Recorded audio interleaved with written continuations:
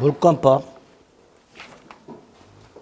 총론, 강론이 있고 보통 세네 문제 총론, 강론 10문제, 11문제 이렇게 나오죠. 간혹가다 총론에서는 한 문제 나오고 강론으로 도배하는 경우도 있어요. 여기는 약간 출제 비율이 들쭉날쭉합니다. 물권은 물건에 관한 권리죠. 채권과는 달리 물건을 직접 사용수익하는 권리를 물권이라고 하게 됩니다. 총론부터. 총론은 물권의 기초하고 물권의 변동하고 두 파트가 있죠. 기초 파트에서는 한 문제가 나올까 말까? 한 문제가 나오게 되면 물권적 청구권이라는 놈이 나오게 됩니다. 주로 나오게 되면 변동의 주로 나오게 되고요. 특히 변동에서는 부동산 등기와 관련된 게 좀 나옵니다. 부동산 등기. 자, 물권의 기초 부분. 일단 물권의 뜻. 물권은 물건이란 놈을 지배하는 권리고, 지배라는 건 사용, 수익, 처분을 말합니다. 물건을 사용, 수익, 처분하는 걸 지배한다라고 하고요. 당연히 이때 이 물건은 현재 존재하는 물건이어야 되고요. 어떤 물건인지가 정해져야 돼요. 특정. 그리고 남의 물건의 일부여서는 안 되죠. 독립이 되어 있는 물건이어야 됩니다. 현재 존재하고 특정되어 있고 독립한 물건. 그 물건을 사용수익 처분하는 권리. 자, 이때 사용수익 처분할 때 직접, 절대적, 독점적 지배한다. 직접적, 절대적, 독점적 지배한다. 이렇게 얘기합니다. 이 직접과 절대와 독적이란 말만 이해하시면 돼요. 채권과 구별하시면 돼요. 그러면 이해가 됩니다. 채권은 누군가에게 청구하는 권리죠. 그죠? 채권자가 돈을 빌려준 사람이 돈을 빌려간 사람한테 돈을 갚아라 청구하는 권리입니다. 즉 사람이 사람에게 뭐뭐 하라 청구하는 권리가 채권입니다. 그래서 물권의 객체는 물건이고요. 채권의 객체는 사람의 행위입니다. 자, 이때 채권은요. 채무자한테만 얘기할 수 있죠. 그죠? 채무자한테만 돈 갚아 이렇게 할 수 있습니다. 이걸 상대적이라고 해요. 특정인에게만 주장할 수 있는 거. 그럼 절대적은 누구에게나 주장할 수 있는 거. 이게 되죠. 상대적은 특정인에게만 주장할 수 있다. 그래서 임대차 말씀드릴 때 임차권은 임대인에게만 주장할 수 있고 제3자에게 주장할 수 있는 힘, 대항력이 없다. 그게 기본이라고 그랬어요. 채권은 그렇습니다. 채무자한테만 주장할 수 있습니다. 상대적이라고 해요. 두 번째, 채권자가 채무자한테 돈을 갚아라 했을 때 채무자가 돈을 갚아야 채권자는 만족을 얻겠죠. 갚으라 그랬는데도 불구하고 채무자가 돈을 갚지 않으면 채권은 만족을 얻을 수가 없게 됩니다. 그래서 권리가 충족이 되려면 상대방의 협조가 필요할 때 이걸 간접적 권리라고 해요. 무슨 권리? 간접적. 반면에 물권은 어때요? 내가 어떤 물건을 사용할 때, 내 물건을 사용할 때 다른 사람의 협조가 필요 있어요, 없어요? 없지. 그냥 사용하면 되죠. 이걸 직접적 이렇게. 직접적. 타인의 협조가 필요 없을 때 직접적 권리. 마지막으로 물건은 내 물건은 나만 사용하죠. 독점적, 배타적. 반면에 채권은 동일한 내용의 채권이 여러 개가 병존 할 수 있죠. 여러분들이 갖고 계시는 이정환이에 대한 민법을 강의하라는 채권 평등하죠. 어느 한 분이 저에게 독점적으로 강의하라 이렇게 할 수는 없습니다. 그래서 채권은 동일한 내용의 채권이 평등하고 비독점적으로 병존이 가능한 반면에 물권은 독점적 권리 이렇게 됩니다. 그렇게 성격을 이해하시면 돼요. 이 물권 관계를 규율하는 법들, 물권법 대부분이 강행 규정인 반면에 채권 관계를 규율하는 법들은 대부분이 임의 규정으로 되어 있습니다. 이런 식으로 일단 물권의 개념을 채권과 비교해서 기억을 좀 해두실 필요가 있고요. 두 번째, 물권의 주체는 자연인 법인이고요. 세 번째, 물권의 객체는 물건입니다. 물건. 물건은 우리민법 98조에서 유체물 전기 기타 관리 가능한 자연력 이렇게 해놨고요. 98조부터 물건을 분류해놨는데 그 중에 부동산하고 동산만 구별할 수 있습니다. 부동산하고 동산. 일단 동산은 부동산 이외의 물건을 동산이라 하고요. 부동산 이외. 부동산은 토지하고 그 토지의 정착물. 요게 부동산인데 요 정착물이 두 개로 나뉘죠. 건물하고 건물 이외의 정착물로 나누고요. 건물은 토지와는 독립한 별도의 부동산인 반면에 건물 이외의 정착물들 예컨대 나무 같은 것들 이런 거는 뭐의 일부다? 토지의 일부가 된다. 이 원칙 이렇게 되죠. 토지 일부. 이렇게 부동산하고 동산을 일단 구별하시고 그 다음에 물권의 독점성 때문에 하나의 물건에는 물권이 몇 개? 하나만 있어야 되는 거예요. 일권주의라는 거예요. 일권주. 하나의 물건에는 물권이 하나만. 물권의 독점성 때문에 인정되는 주의, 원칙 이렇게 되겠죠. 이때 일물의 표준, 일물의 기준 다른 건 필요 없고 토지하고 건물만 생각하자. 토지는 뭐로? 필 단위로. 건물은 동 단위로. 일필 토지가 하나의 토지, 일동 건물이 하나의 건물. 이렇게 되겠죠. 자, 여기서 일물 일권제 내용이 뭐냐? 내용이. 세 가지를 내용을 한다고 그랬죠. 하나의 물건 전체에 한 개의 물건이 있어야 되니까 당연히 하나의 물건 일부에는 물건이 있을 수 없는 게 원칙일 것이고요. 하나의 물건 일부에. 두 번째, 물건이 여러 개라면 물건도 여러 개여야 되죠. 각 물건마다 물건이 있어야 되니까. 그러니까 여러 개의 물건에 하나의 물건이 있을 수 없을 것이고요. 세 번째가 하나의 물건 전체에 수개의 물건 있을 수 없다. 이렇게 될 거예요. 이게 일물이권자의 구체적 내용이 됩니다. 하나의 물건 전체에 물건이 하나만 있어야 되는 게 원칙이니까 그 내용은 이 세 가지를 내용으로 하게 됩니다. 그리고 예외가 중요하다고 그랬죠. 첫 번째 예외가 요 하나의 물건 일부에 물건이 인정되는 경우, 하나의 물건 일부에 이게 중요합니다. 이때 그 하나의 물건은 두 개만 생각하면 돼요. 일필의 토지 일부하고 일동의 건물 일부하고 이것만 생각합니다. 일동 건물 일부에는 용익물권 중에 전세권이 가능하고요. 아파트 각 동, 각 호 구분 소유권이 존재하죠. 한 동 아파트에 각 호마다 구분 소유권이라는 게 존재하게 됩니다. 이런 예외가 있을 수 있다. 그 다음에 토지 일부. 두 가지 경우의 수. 토지 자체 일부. 하나의 땅덩어리 일부의 용익물권, 지상권, 지역권, 전세권이 가능. 땅 일부에. 그리고 요놈. 건물 이외의 정착물. 건물 이외의 정착물은 뭐의 일부? 토지의 일부라고 그랬죠. 그 놈들 중에서 토지와는 독립한 경제적 가치가 있는 놈들 4개. 수목의 집단.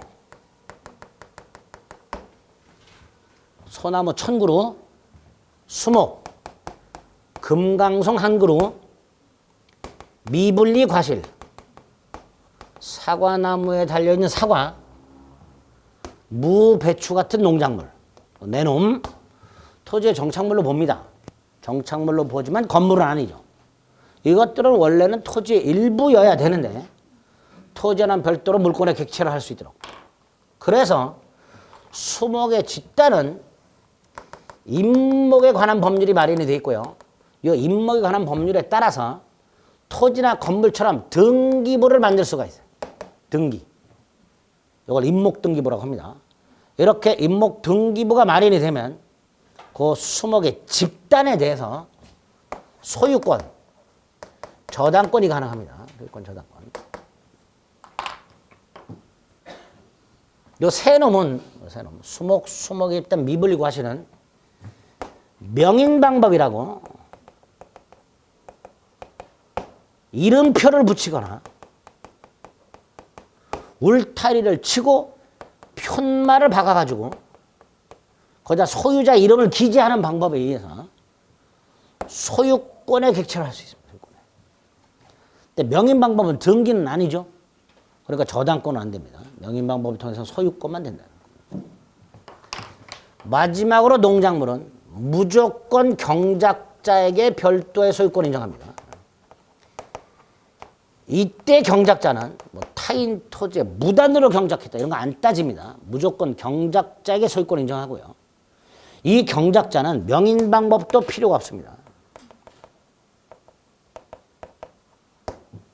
자, 이 상태에서 이 경작자가 농작물을 미수확 상태에서 양도한 경우 그 농작물을 양수한 사람도 소유권을 취득하는데요. 얘는 명인방법을 갖춰야 돼요.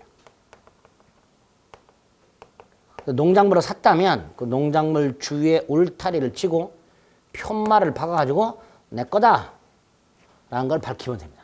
이런 식으로 건물 위의 정착물에 대해서 별도의 물권을 인정하는 예외가 있더라. 이거 조심해서 봐주셔야 돼요. 여러 개의 물건에 한 개의 물건이 있을 수 없는데 예외가 있더라. 갑이 양돈장 내의 돼지 100마리, 장어 양식장, 양만장이라고 합니다. 장어만 자를 써서. 양만장 내 장어 100만 마리. 이거를 담보로 제공하고 돈을 빌려요. 돼지나 장어는 동산이죠. 동산을 담보로 돈을 빌리는 방법. 질권이라는 게 있다고 그랬습니다. 질권은 전당포 주인 생각하면 된다고 그랬어요.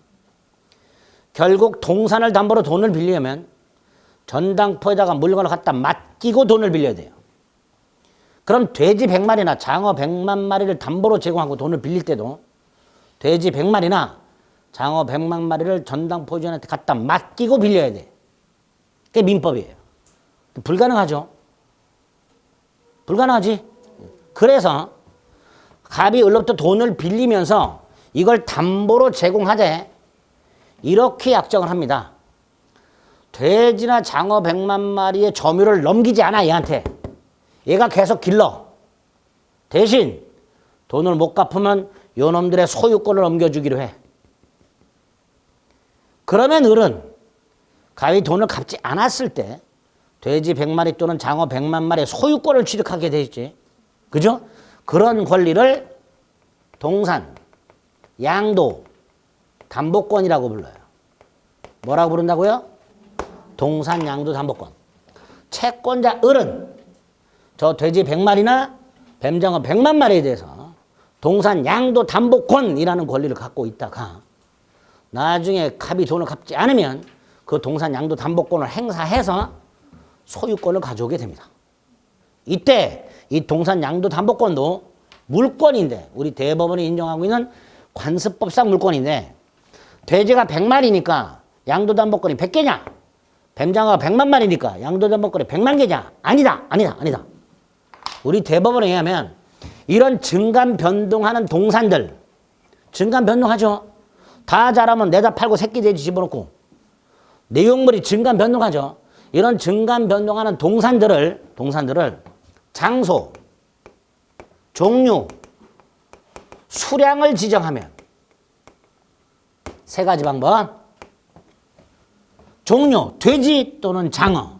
장소, A 양돈장, B 양만장. 수량 지정, 100마리, 100만 마리. 이렇게 해버리면 이 전체를 마치 하나의 물건으로 봐라. 이걸 집합물이라고 해요. 무슨 물?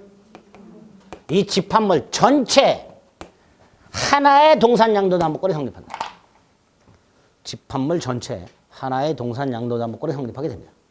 그러니까 일물일권제 예외가 되겠지. 그죠? 여기서 만약에 갑이 다 자란 돼지 550마리를 내다 팔고 새끼 돼지 50마리를 넣어놨어. 그럼 그 양돈장 내는 여전히 100마리가 있죠. 당연히 기존 양도담보권의 효력은 현재 그 돼지 100마리에 여전히 효력이 미친다. 구성물이 변동이 되더라도 물건 객체의 특정성 상실하지 않는다. 이렇게 되겠죠. 수량을 지정하는 방법에서 특정을 해놨기 때문에 수량만 맞으면 계속 특정이 되어 있는 거예요. 기존 돼지 100마리가 아니어도. 아시겠죠? 이런 동탄 양도담보권이 가능해집니다. 세 번째 예외는 쉽죠. 갑이 101호를 담보로 은행에서 저당 돈 빌리고 저당권 설정. 돈이 더 필요해서 병원에서 돈 빌리고 또 저당권 설정. 이런 식으로 하나의 물건에 2개 이상의 저당권이 순위를 달리하여 병존할 수 있는 예외가 있게 됩니다. 이렇게 일물일권주의 예외를 잘 기억을 해 두셔야 돼요. 다음 중 물건에 관련된 설명으로 옳은 것은 틀린 것은 해서 가끔 지문으로 등장하는 것들입니다. 네 번째, 물건의 종류.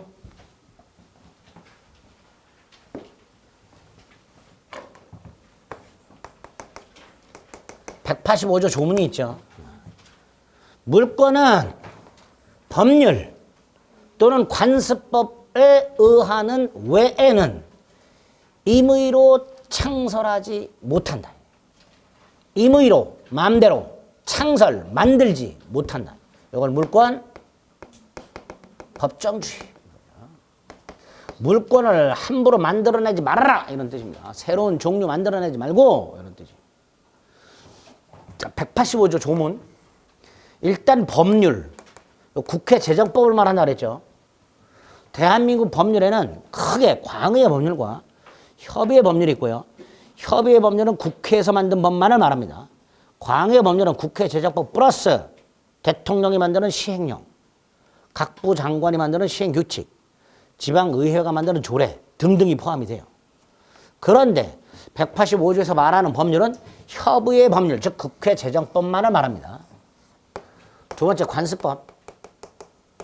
관습법은 관행이 있었고 반복이 됐고 대다수 대한민국 국민들이 법으로 여겨. 법. 이걸 관습법이라고 불러요. 관행이 대부분의 국민들에 의해서 법으로 인식될 때 이걸 관습법이라 하는데, 관행은 그렇다 치고 이걸 대한민국 국민들이 대부분 법으로 알고 있더라, 법으로 인식하고 있더라, 이걸 어떻게 확인하느냐 말이죠. 그 확인을 대법원이 해주게 됩니다. 누가 해준다고요? 대법원이. 그래서 관습법에서 인정된다는 건 곧 대법원이 인정하는 거다라고 생각하시면 돼요. 어쨌든 이렇게 물건은 법률이나 관습법으로 인정되는 거 이외에는 함부로 만들지 못한다. 이게 물건 법정주의예요. 이때 창설금지는 두 가지를 의미합니다. 하나가 새로운 종류를 만들어내면 안 돼요. 이걸 종류강제 이렇게 불러요. 기존 물건의 내용도 바꾸면 안 돼요. 이걸 내용강제 이렇게 부릅니다. 예를 들어서 우리 민법상 지상권은요, 건물, 공작물, 수목을 소유하기 위해 남의 땅을 사용하는 것을 내용으로 해요. 다시 한번, 지상권이나 물건은 건물, 공작물, 수목을 소유할 목적으로 남의 땅을 사용하는 것을 내용으로 합니다. 그런데 지상권 계약을 하면서 경작 목적 지상권 이런 거 만들면 된다 안 된다? 안 된다. 또 소유권은 물건을 사용하고 수익하고 처분까지 하는 걸 내용으로 해요. 그런데 내가 소유권을 만들어 사용 수익권만 갖는 소유권, 처분권만 갖는 소유권 이런 거 만들 수 있다 없다? 없다. 그런 걸 내용강제라고 합니다. 이렇게 새로운 종류도 만들어내지 못하고 내용도 바꿀 수가 없어요. 그리고 강행 규정입니다. 따라서 위반하면 뭐가 돼요? 무효가 된다. 무효가 된다. 그래서 아까 말씀드린 대로 내가 소유권을 넘기는데 이 소유권을 잘라. 나는 처분권만 갖고 있게. 너는 사용 수익권만 가져. 이렇게 소유권의 내용을 잘라가지고 너는 사용 수익권만 갖는 소유권, 나는 처분권만 갖는 소유권. 이런 식의 계약을 할 수 있다 없다? 없다. 무효다. 내용강제 위반이고요. 종류강제 위반이 4개가 있죠. 새로운 종류를 만들어내지 못한다. 무효다. 이런 권리는 인정되지 않는다. 4개가 있습니다. 첫째, 온천에 관한 독점적 권리. 온천수에 관한 독점적 권리. 온천권 이런 거 인정 안 된다. 온천수는 지하수의 일종이고 지하수는 토지 소유권의 객체이기 때문에 결국 온천수는 소유권의 객체일 뿐 온천수에 대한 별도의 온천권이라는 권리는 인정되지 않는다. 두 번째, 사실상 소유권. 소유권에 준하는, 소유권에 맞먹는 관습상 물권이라고도 부르는데요. 이런 거 인정 안 됩니다. 이건 뭐냐? 내가 아파트를 샀고 돈을 다 줬어. 열쇠를 받아가지고 현재 내가 살고 있어. 그런데 내 이름으로 등기 안 했어. 그러면 나는 법적으로는 소유자가 아니지만 실질적으로 소유자죠. 이때 주장한 게 사실상 소유권이에요. 이런 권리는 인정되지 않습니다. 단 세법에서는 이 사람이 사실상 소유자라고 해서 세금을 내지요. 우리 대법원 세법상 사실상 소유자라는 개념과 민법상 사실상 소유권의 개념은 다른 거다. 사실상 소유자로서 세금을 납부할 의무가 있다 하더라도 그 사람에게 사실상 소유권이라는 권리를 인정할 수는 없다. 판례입니다. 인정 안 됩니다. 사도통행권, 특히 이제 시골 같은데 장구한 세월 남의 땅을 통행했어. 그런데 그 토지 소유자가 통로를 막아버렸네. 이럴 때 그 장구한 세월 남의 땅을 통행하던 주민들 권리를 주장합니다. 뭐? 사도통행권 또는 관습상 통행권 이런 걸 주장합니다. 이런 거 인정된다 안 된다? 안 된다. 안 된다. 사도통행권, 관습상 통행권. 마지막으로 근린공원 이용권이라고 공원이 설치된 지역 주민들이 그 지역의 공원을 독점적으로 이용할 권리 이런 거 인정해 주지 않습니다. 그래서 온천권, 사실상 소유권, 사도통행권, 근린공원 이용권 이런 권리는 우리 대법원에 인정해 주지 않고 있습니다. 물권 법정에서 이 정도 기억하시면 돼요. 다섯 번째, 물권의 기초를 보고 있습니다. 물권의 일반적 효력이라고요. 일반적 효력. 개개의 물권의 효력은 강론 가서 보면 되죠. 지상권의 효력, 전세권의 효력, 지역권의 효력 이런 것들은. 그 물권들이 갖고 있는 공통적인 효력이 있는데요. 첫째가 우선적 효력이라고 물건이 하나가 있는데 서로 자기 거라고 주장, 권리 주장자가 두 사람이 있어. 일물 일권주 원칙상 하나만 인정해 줘야 되죠. 그래서 갑의 권리만 인정해. 을의 권리를 인정 안 해. 그럼 이렇게 말할 수 있죠. 갑의 권리가 을의 권리에 우선한다. 이게 우선적 효력이에요. 일물 일권주 원칙 때문에 하나의 물건에 수 개의 권리가 충돌하는 경우 어느 하나의 권리만 우선하여 인정되는 힘, 그걸 물권의 우선적 효력 이렇게 부르는데요. 기준이 있겠죠. 두 가지. 동종류 물권끼리 충돌하고 있더라. 소유권과 소유권, 지상권과 지상권이 충돌하고 있더라. 어떤 권리가 우선하는가? 먼저 성립한 게 우선한다. 먼저 성립한 게 성립선호. 성립선호는 뭘 가지고 따질까? 부동산은 등기선으로 따지고 동산은 점유선으로 따지고 점유선. 누가 먼저 등기쳤냐? 누가 먼저 손에 넣었냐? 요거 가지고 판단해라. 요게 대원칙. 점유권이라는 권리는 권리 자체가 우선적 효력이 없습니다. 점유권은. 나중에 강론 가서 봅니다. 점유권은 다른 권리와 얼마든지 병존이 가능합니다. 또 하나는 소유권과 소유권을 제한하는 제한물권. 갑소유 땅이 지상권자 을이 있을 때 이 땅 누가 사용시켜요? 지상권자가 사용시켜야죠. 그러니까 뭐가 우선할 수밖에 없다. 제한물권이 우선할 수밖에 없다. 소유권과 제한물권이 충돌하게 되면 언제나 제한물권이 우선한다. 이렇게 되죠. 두 가지 예외예요. 두 번째가 물권하고 채권이 충돌하는 상황. 갑소유 땅, 갑소유. 주택을 을이 빌렸어.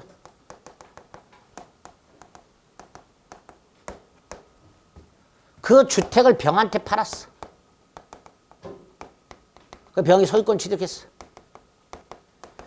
병은 을에게 소유권을 주장하면서 나가달라. 이럴 때 을, 임차권. 원칙적으로 병에게 주장할 수 있다 없다? 없다 그랬죠. 원칙이. 원칙이 없다 그랬죠. 채권은 뭐가 없다고요? 대항력이 없다 그랬어요. 그러니까 갑은 을에게 소유권을 주장하여 나가달라 했을 때 병은 을은 병에게 임차권을 주장할 수 없으니 물권과 채권이 충돌하는 경우 원칙적으로 뭐가 우선한다? 물권이 우선한다. 이게 원칙이다. 이거를 매매는 임대차를 깨뜨린다. 이렇게 말해요. 매매는 임대차를 깨뜨린다. 이게 대원칙. 단 예외 2개. 첫째가 뭐죠? 이 임차권이 인도 및 주민 능력을 하면 뭐가 생겨요? 대항력. 채권이 대항력을 갖춘 경우. 그러면 이 이후의 소유자에게 임차권을 주장할 수 있으니 채권이 우선하는 경우가 있을 수 있다. 채권이 우선하는 경우. 두 번째, 이런 요건 필요 없이 채권이 언제나 우선하는 게 있다. 아까 주임법이나 상임법에서 봤던 거. 소액 임차인, 보증금 중 일정액을 그 누구보다도 가장 먼저 배당받는다. 설령 저당권자가 있었다 하더라도. 자, 저당권자는 물권입니다. 그래서 요 두 번째 거는 아주 제한적으로 목적물의 경매 대가로부터 담보 물권자, 저당권자 언제나 먼저 배당을 받는 경우. 이걸 말합니다. 예외인데요. 앞뒤 차포 다 떼고요. 채권이 언제나 물권보다 우선하는 경우. 이런 경우가 있을 수 있다. 소액 임차인, 보증금의 일정액 이하의 임차인 같은 경우에 가장 먼저 배당받는다 그랬죠. 그런 거 말하는 거예요. 그래서 물권보다 항상 우선하는 게 몇 개 있어. 주택 임차인, 상가건물 임차인 중 소액 임차인. 두 번째, 회사가 망했을 때 그 회사 재산으로부터 그 회사에 근무하고 있던 근로자들 최종 3개월 임금 채권, 재해보상금 채권, 최종 3년분 퇴직금 채권. 요 세 개도 가장 먼저 배당을 해주고요. 마지막으로 저당권에 가면 저당부동산 제3취득자라고 내가 저당권이 설정되어 있는 아파트를 샀는데 매도인이 돈을 갚지 않아서 저당권자가 경매해서 내가 소유권을 상실하게 됐는데 이때 나 그 아파트에 지출한 비용, 수선비라든가 인테리어 비용 같은 것들 이런 비용들을 영순위로 배당받을 수 있어요. 영순위로. 가장 먼저. 그런 것들이 채권이 언제나 물권보다 우선하는 경우. 이렇게 됩니다. 이렇게 두 가지 예외가 있을 수 있다. 물권과 채권이 충돌하게 되면 물권이 우선하는 게 원칙이지만 두 가지 경우에 예외가 있을 수 있다. 이게 우선적 효력. 두 번째가 물권적 청권이라는 의미죠. 이게 중요하다. 물권적 청권. 물권적 청권은 물상 청구권이라고도 부르는데요. 간단해요. 내용은. 누가 내 물건을 말없이 가져갔어. 그럼 가가지고 돌려달라고 해야 되겠지. 내 물건을 말없이 가져감으로써 내가 물건을 사용시키를 못해. 이걸 물권이 침해당하고 있다 이렇게 말을 해요. 이렇게 물권이 누군가에 의하여 침해당하고 있거나 또는 침해당할 염려가 있을 때 그 물권자가 침해자 등을 상대로 반환 등을 청구함으로써 물건을 회복하여 그 물건을 사용 수익할 수 있는 권리를 회복하는 이런 청구권을 뭐라 한다? 물권적 청구권이라 한다. 물권으로부터 침해하지 말아라. 돌려달라. 이런 청구권이 인정될 때 이건 물권적 청구권이란다. 유형이 세 가지가 있다. 가져갔다면 돌려달라. 반환 청구. 방해하고 있다면 방해를 하지 말아라. 방해 제거. 방해할 염려가 있다면 방해 예방. 세 가지 청구권이다. 세 가지. 이 세 가지 청구권이 우리 민법에는 점유권과 소유권에 각각 규정이 있다. 점유권과 소유권에. 점유물 반환 청구권 204조. 점유물 방해 제거 청구권 205조. 점유물 방해 예방 청구권 206조. 소유물 반환 청구권 213조. 소유물 방해 제거 및 방해 예방 청구권 214조. 이렇게.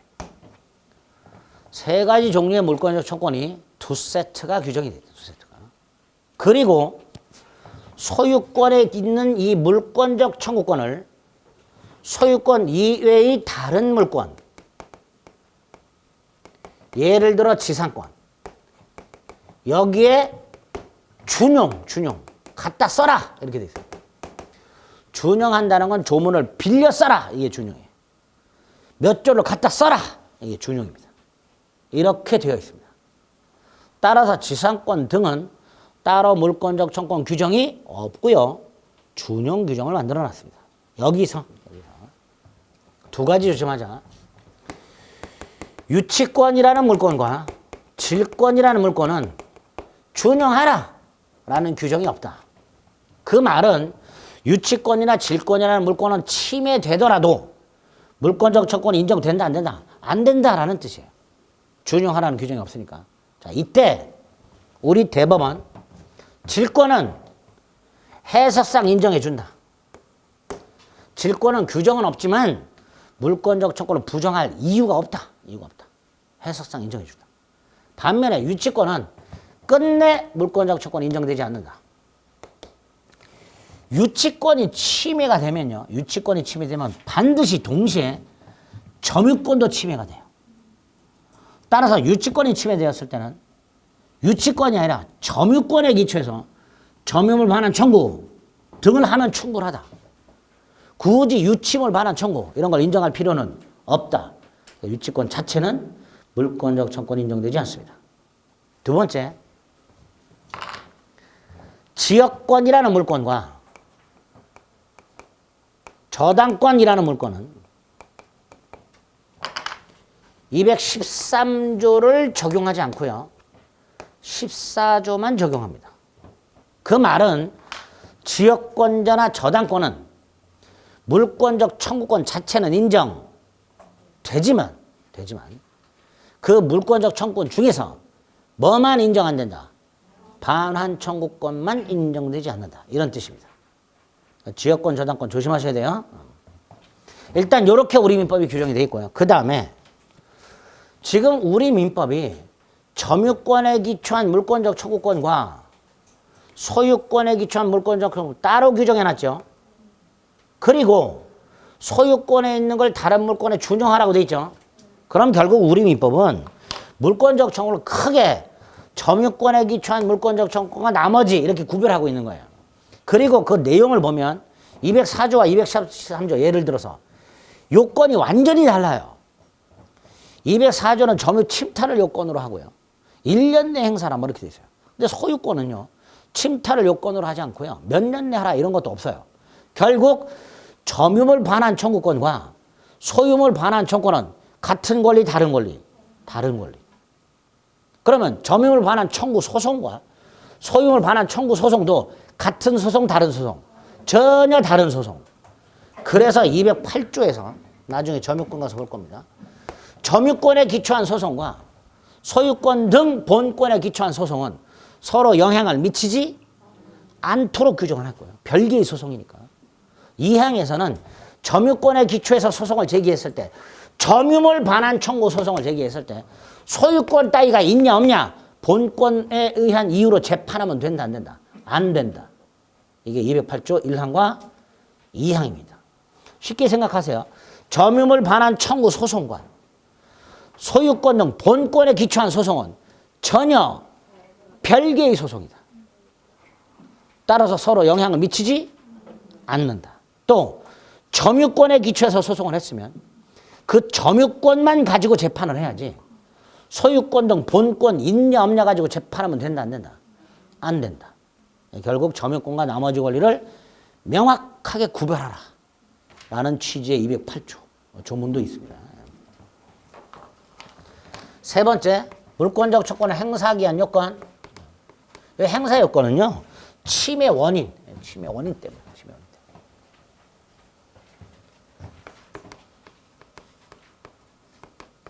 예를 들어서 제가 지난번에 말씀드렸죠.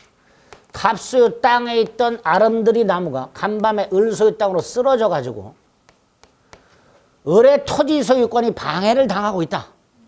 당연히 을은 갑에게 나무를 치워라. 방해를 제거하라.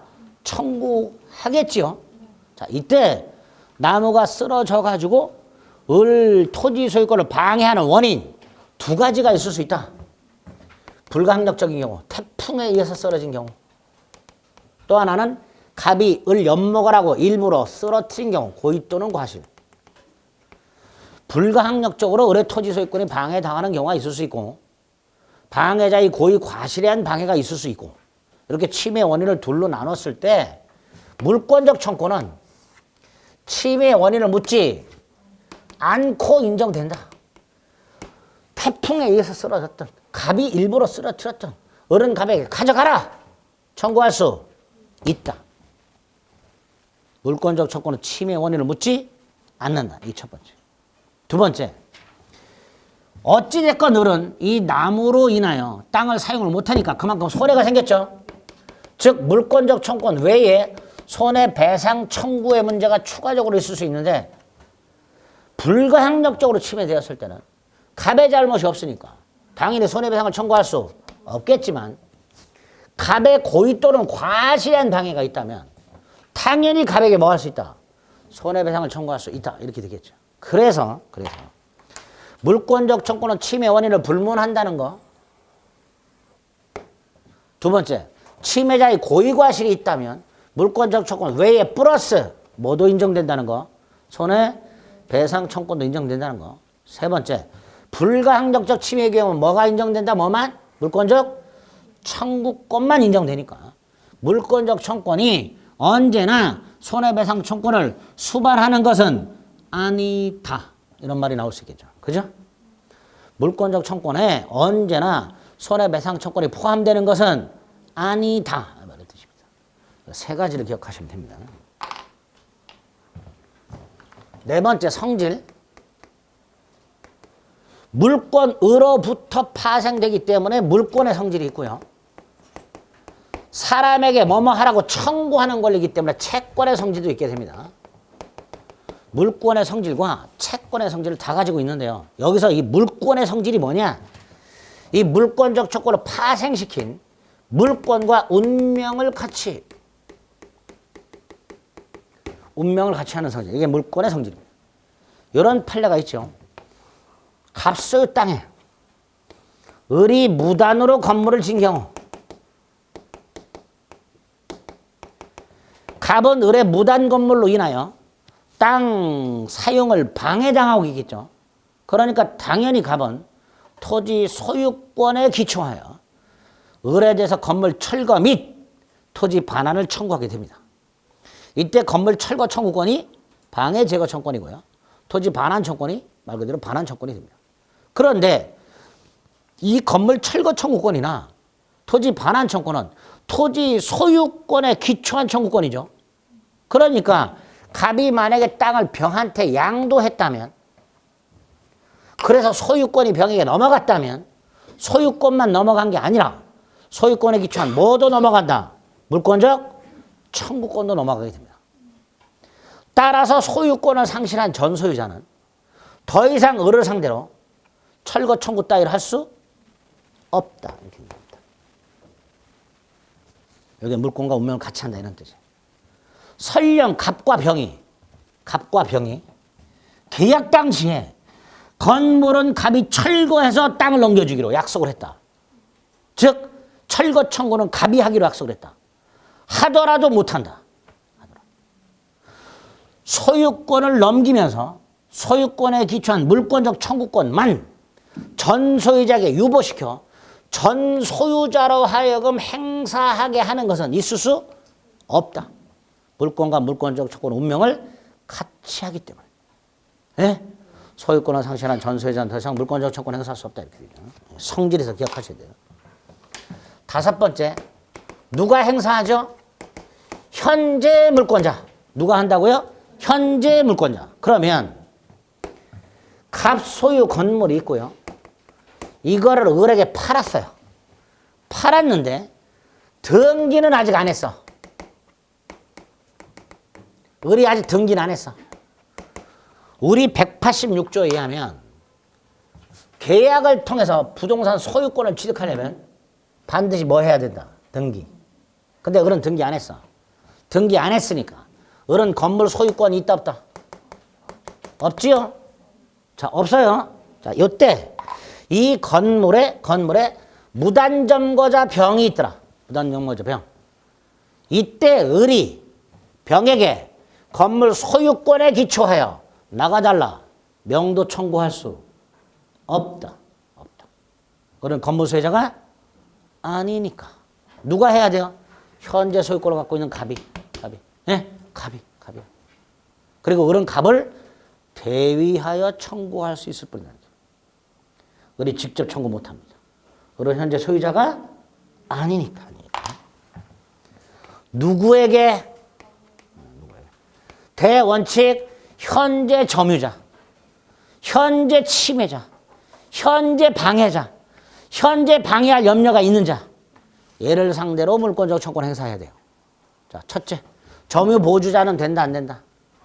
안 됩니다. 점유 보조자 말 그대로 점유 보조자예요. 점유자가 아닙니다. 요거 하나 기억하셔야 되고요. 또 하나, 갑소유 땅에 을이 무단으로 건물을 갖고 있다. 자, 일단 건물은요, 누가 건물을 지었든 어떤 땅에 지었든 무단으로 지었든 상관없이 신축한 자가 소유권을 취득합니다. 건물을 신축한 자가. 그러니까 지금 저 상태에서 을이 건물 소유자예요. 그런데 이게 무단 건물이다 보니까 갑은 토지 소유권을 방해당하고 있죠. 당연히 갑은 건물을 철거하라 청구해야 돼요. 이 철거 청구의 상대방 누구예요? 건물 소유자. 그죠? 그러니까 갑은 을을 상대로 건물 철거 청구할 수 있습니다. 여기까지 됐죠? 두 번째, 을이 갑을 상대로 건물 명도 청구할 수 있을까요? 없을까요? 퇴거 청구. 갑이 을을 상대로 철거 청구를 할 수 있어요. 그런데 갑이 을을 상대로 건물을 비워라. 퇴거 청구할 수 있어요? 없어요? 아, 이건 없죠. 없지. 을이 건물 소유자인데. 그렇잖아요. 건물에서 나가라 할 수 있는 사람은 누구죠? 건물 소유자. 건물에서 나가라. 건물 소유자가 무단점거자를 상대로 하는 게 건물 퇴거 청구죠. 그러니까 토지 소유자가 건물 소유자에게 퇴거를 청구할 수는 없지. 두 번째, 요 상태에서 을이 건물을 팔았어. 을이. 근데 아직 등기는 안 했어, 얘한테. 자, 병은 아직 등기를 못 했으니까 건물 소유자도 아니다. 아니죠.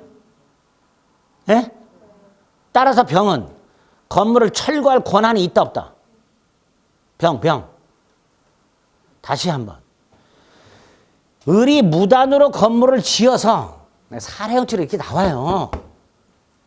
을이 무단으로 건물을 지어서 그 건물을 병한테 팔았는데 아직 병에게 이전되기는 못 해줬어.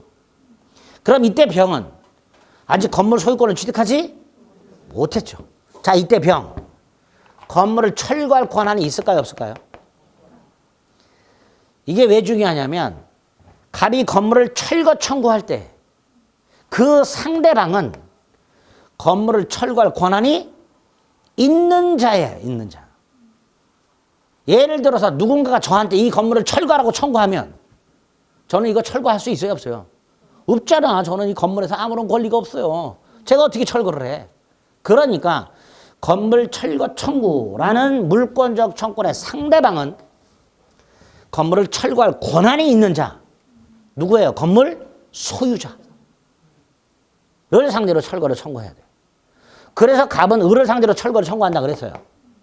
그런데 을이 건물을 병한테 팔았어. 근데 을이 아직 등기를 안 했어. 그럼 얘는 건물 소유권이 있어 없어? 없죠. 그러면 이 건물을 철거할 권한이 있어요 없어요? 없어야 되죠. 이거는 있다. 판례. 건물 철거할 지위는 있다. 이 판례 가지고 골 때려요. 이 판례가 앞부분에서 뭐라고 얘기하냐면 건물을 철거할 권한을 가진 자는 건물 소유자에 한한다. 이렇게 말을 해요. 단 건물을 샀으나 등기하지 아니하여 건물 소유권을 취득하지 못한 자도 철거할 지위는 있다.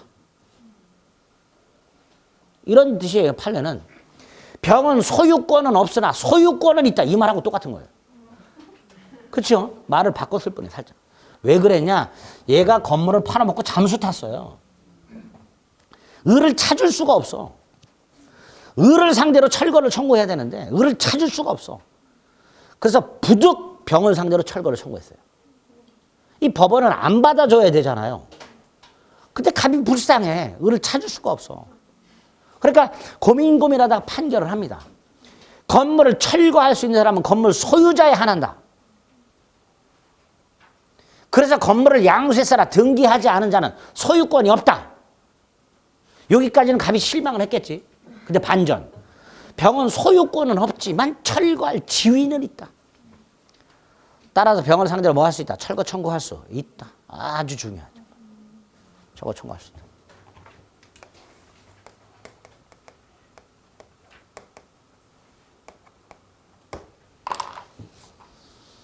마지막으로 우리 이 상태에서 건물을 병에게 임대를 했어. 그래서 현재 병이 점유를 하고 있어. 이때는 갑은 병을 상대로 철거 청구할 수 있다 없다? 없지요. 임차인은. 이거 철거 청구는 안 되겠지. 두 번째, 퇴거 청구할 수 있다 없다? 갑이 병에게 나가라 청구할 수 있다 없다? 왜? 왜? 제가 아까 퇴거 청구는요, 건물 소유자가 무단 점거자를 상대로 나가라 그런다 그랬어요. 기억나세요? 아니 상식적으로 제가 아무한테나 건물 나가라 그러면 나가겠어요? 너 뭐요? 그러겠지? 건물에서 나가라 할 수 있는 사람은 누구? 건물 소유자, 소유자. 예? 누구한테? 건물의 무단 점거자. 근데 각 건물 소유자예요, 아니에요? 아니죠. 아니지. 병 무단 점거자예요, 건물? 아니잖아. 갑, 을과 임대차 계약을 해가지고 건물을 점유하고 있잖아요. 그럼 갑은 건물 소유자도 아니고 병은 건물 무단 점거자도 아니잖아. 그럼 당연히 갑은 병을 상대로 퇴거 청구할 수 없어야 되죠. 있다. 이건 이런 거예요. 갑이 을을 상대로 철거 소송을 제기해서 승소했어요. 때려 부셔야 되죠. 때려 부시러 갔더니 병이 있어요. 병을 내보내야 될 거 아니에요. 안 그러면 깔려 죽잖아. 그래서 갑이 병한테 때려 부신다, 깔려 뒤지기 싫으면 나가라. 그거예요. 그런 퇴거 청구의 의미예요. 예? 이렇게 상대방, 이렇게 딱. 아, 이 상대방이 아주 판례가 거지 같은 것들이 많아가지고 한번 딱 들어두세요. 나중에 문제 풀면서 정리가 됩니다. 상대방이다. 7번째, 비용은 누가 부담하는가? 상대방이 부담한다. 나무를 가져가라. 그 비용 얘가 부담해라. 상대방이 부담해라. 8번째, 다른 권리와의 관계. 손해배상 청구과 관계를 말씀드렸어요. 불강력적 침해의 경우에는 물권적 청구권만, 침해자의 고의과실이 있다면 물권적 청구권 플러스 손해배상 청구권까지. 또 하나가 계약상 권리. 간단하게. 각과 을 사이에 임대차 계약을 했어. 임대차. 자, 임대차 기간 중에는 갑은 반환 청구 못하지요? 그죠? 근데 임대차가 끝났어. 그럼 얘는 반환해야 되지? 아까 임차인은 목적물 반환 의무가 있다고 그랬어요. 만약에 반환하지 않으면 반환 청구할 수 있죠? 계약이 끝나면, 종료되면 갑원들에게 반환 청구할 수 있는데 이 반환 청구권이 두 개. 임대차 계약에 기초한 반환 청구권. 예? 임대차 계약에 기초한 반환 청구권. 아까 임대차 계약의 효력 중에서 임차인의 의무 중에 뭐가 있어서 반환 의무. 그러니까 임대인은 그 임대차 계약상 반환 청구할 수 있는 권. 또 하나가 얘가 물건을 제때 반환하지 않아서 가면 소유권을 방해당하고 있죠. 그러니까 소유권에 기초한 반환 청구권 두 개. 똑같은 반환 청구권이지만 근거가 달라. 두 개가 병존. 계약에 기초한 반환 청구권과 소유권에 기초한 반환 청구권. 내용은 똑같은데 성질은 완전히 달라. 계약에 기초한 반환 청구권은 채권적 청구권이고요. 소유권에 기초한 반환 청구권은 물권적 청구권입니다. 이걸 구별하는 이유. 채권적 청구권은요. 10년간 행사 안 하면 소멸해요. 어떻게 된다고요? 10년간 행사를 안 하면 소멸해요. 그러나 소유권에 기초한 물권적 청구권은 소멸시에 걸린다 안 걸린다? 안 걸린다. 10년이 지나도 20년이 지나도 30년이 지나도 소멸하지 않습니다. 이런 성질상 차이가 있어요.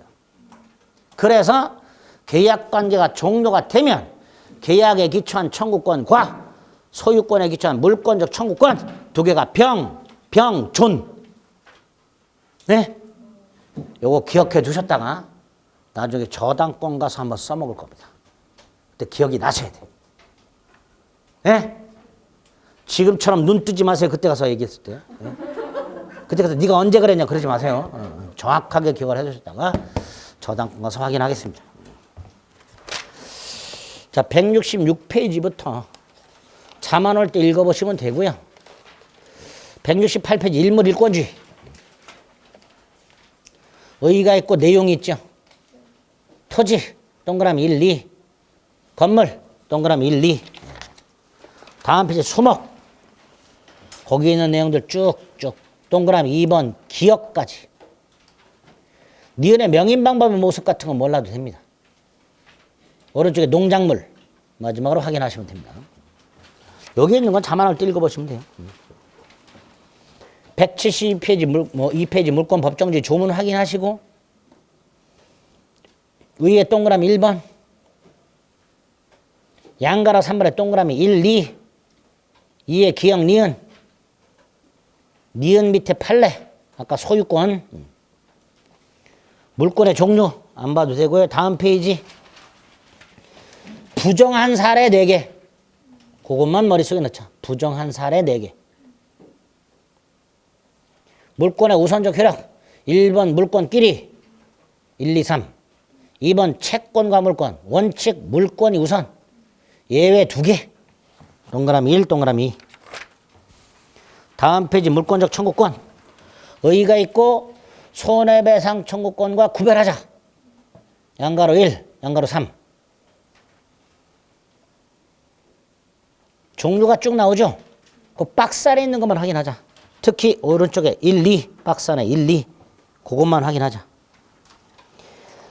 나머지는 나중에 뒤에 가서 보면 되고 다음 페이지에 보면 심화가 있습니다. 1번에 동그라미 2 2번에 동그라미 1, 2 그게 지금 말씀드린 거죠. 2번에 동그라미 1, 2 쭉 밑에 양가로 2 오른쪽에 동그라미 1, 2 4번에 물권적 조건의 성질 양가로 1 다음 페이지 양가로 3번 마지막으로 양가로 4 비용 예제 보세요. 갑소유 땅에 을이 사용 권한 없이 신축기가 무단이죠. 그죠? 병역이 임대라고 돼 있죠. 예? 아까 이거죠. 갑소유 땅에 을이 무단으로 건물을 지어서 병역의 임대. 1. 갑은 을을 상대로 철거 청구할 수 있다. 있다. 을이 소유자니까. 2. 갑은 을을 상대로 땅 반환 청구할 수 있다. 그런데 3번. 갑은 건물 소유자 을을 상대로 퇴거를 청구할 수는 없다. 3번이 틀렸죠. 반면에 4. 임차인한테 때려부실 텐데 깔려 뒤지기 싫으면 나가라. 4번 할 수 있다. 그죠? 5번이 뭐예요? 이거죠. 을이 건물을 정에게 팔았어. 근데 아직 미등기 상태야. 이때 갑, 정을 상대로 뭐 할 수 있다? 철거 청구할 수 있다. 그게 5번. 예? 예, 이렇게 판례를 사례 형태로 만들어가지고.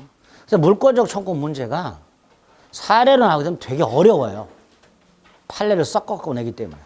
이 기본이 되는 거 정도는 기억을 해 두실 필요가 있습니다. 되셨죠? 네. 물권적 청구는 물권법 총론의 기초 부분까지 했고요. 이제 다음 주에 변동하고 점유권하고 소유권까지 할 거니까 할 수 있을까? 있겠지? 예. 예습은 거기까지 해오시면 되겠습니다. 아시겠죠? 네, 오늘 여기까지 하겠습니다. 수고하셨습니다.